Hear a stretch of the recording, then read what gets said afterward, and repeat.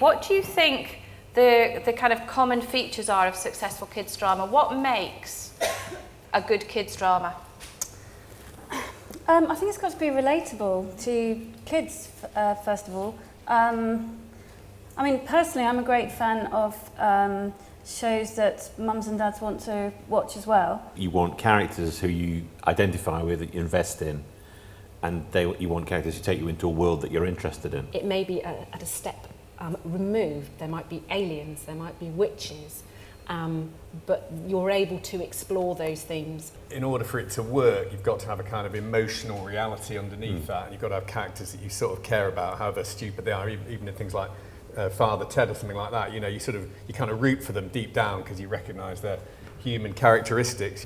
When you're making a kids drama now, you make the television show, and then you often also make a game or some additional digital content or some comics and all those other things that come with multi-platform storytelling. Do you want to talk a little bit about what, say, CBBC expects in that sort of sense? Yeah, I think there used to be a time where you just used to make the show and deliver it, and that was it, and that's certainly not the case now. One thing that actually digital content can be brilliant for actually is deepening and enhancing your narrative by, I mean, there's Wolfblood has Yana Bites, things like that, little short dramas which sit around the main narrative that can illuminate points in it and give highlights to smaller characters.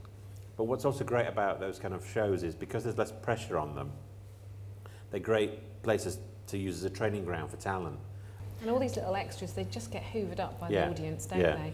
When our audience are fans of something, they just want to devour absolutely everything. A week didn't used to seem like a long time, but now being able to drop content between the weeks of a show being released in a linear fashion is great because it keeps your audience conversation going.